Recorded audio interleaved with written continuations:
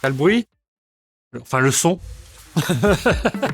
Salomon, c'est une marque qui vient du milieu de la montagne, au début du sport d'hiver. Donc, nos premiers produits, c'est tout ce qui est ski, chaussures de ski et fixation. Dans les années 90, on a commencé à faire des chaussures de randonnée, plus orientées montagne et trail running.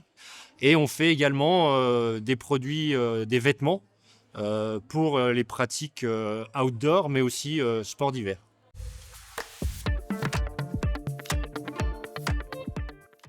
D'éco-conception, j'aurais tendance à dire, c'est toujours réduire l'impact produit. Donc on est toujours à travailler, à conserver des sujets de durabilité, donc de durée de vie produit. Alors au départ, ça a été de l'intégration de matières recyclées, qui est une première étape qui est très importante et que je dirais entre guillemets facile, mais c'est pas si facile que ça. Et après, tout en conservant ces sujets de durabilité, on a travaillé sur faire que les produits soient recyclables et faire que ces produits soient produits localement. Ça nous fait gagner du temps en termes de logistique, mais ça nous fait aussi réduire l'empreinte environnementale, ça crée de l'emploi. Quand on parle d'éco-responsabilité, on parle beaucoup de produits, mais il y a des implications sociales qui sont importantes, qui sont l'emploi.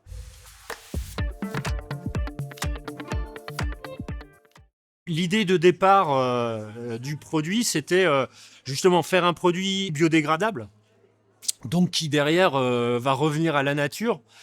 Et quand l'équipe projet, c'était toute une équipe qui a travaillé sur le sujet, on s'est rendu compte que tous nos produits, pour des questions de durée de vie et d'usure, ils sont faits à base de plastique et pas faits à partir de matières naturelles. Donc on a réaxé le produit en disant, si on fait un produit à base de plastique parce que il dure plus longtemps, on va essayer de faire que ce produit soit recyclable. Et c'est comme ça qu'on est arrivé à réduire le nombre de matières. Au début, on était parti sur le top, hein, une seule matière.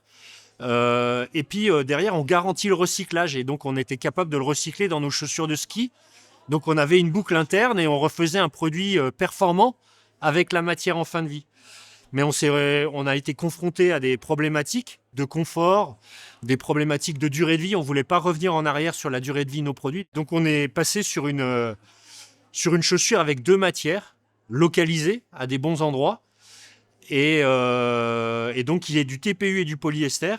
Et donc le TPU, nous, on pouvait le recycler dans nos chaussures de ski. Et le polyester, on a travaillé avec une société qui s'appelle Carbios pour essayer de le recycler de manière qualitative pour en refaire un fil et des choses comme ça, quoi. Donc c'était ça le concept. Et aujourd'hui, la partie semelle d'une chaussure représente 60% à peu près du poids d'une chaussure. Alors ça dépend si on a une tige haute ou une tige basse. Donc on a continué à faire vivre ce concept-là en garantissant le recyclage de la semelle et en adressant des produits qui sont plus, j'aurais tendance à dire, plus pratiques de trail running, donc ont une bonne durée de vie pour la pratique à la tenue à l'usure. Donc on dégrade un peu ce produit, mais on essaye de garder au moins la recyclabilité de plus de 50% de la matière du produit.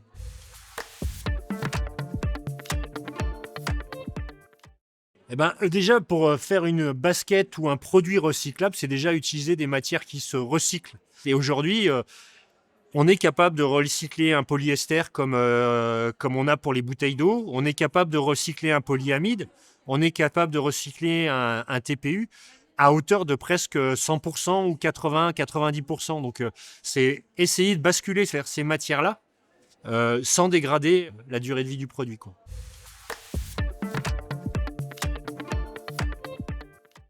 Ce qui est important, c'est le collectif et l'échange des idées. Et dans ces projets-là, on a beaucoup travaillé justement sur le partage d'idées entre les différentes activités. L'avantage de Salomon, c'est justement de cette activité sport d'hiver avec cette activité chaussures et cette activité apparel.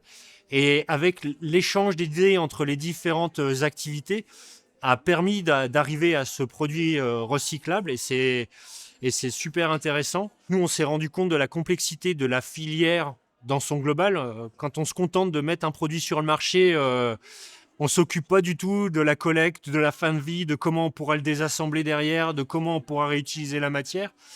Et donc, ça nous a ouvert les yeux sur toute la filière en elle-même et sa complexité.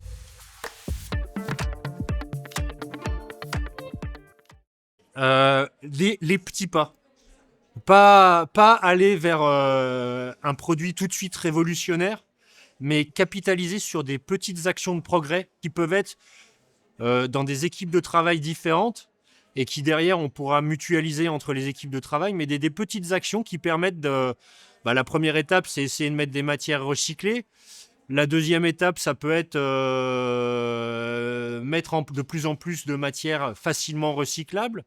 C'est concevoir différemment le produit. C'est faire des petits chantiers qui permettent de progresser chaque jour sans aller tout de suite sur un pas de géant. Le pas de géant, il peut être intéressant pour mettre en place un concept, mais de là à le généraliser sur tous les produits, c'est plus compliqué, quoi. Rééducation. Pour moi, c'est une rééducation d'un système de consommation, c'est de la rééducation d'un consommateur, c'est une rééducation des entreprises dans leur façon de concevoir les produits, de travailler en équipe. Je pense que la rééducation, elle se fait partout de manière à progresser, quoi.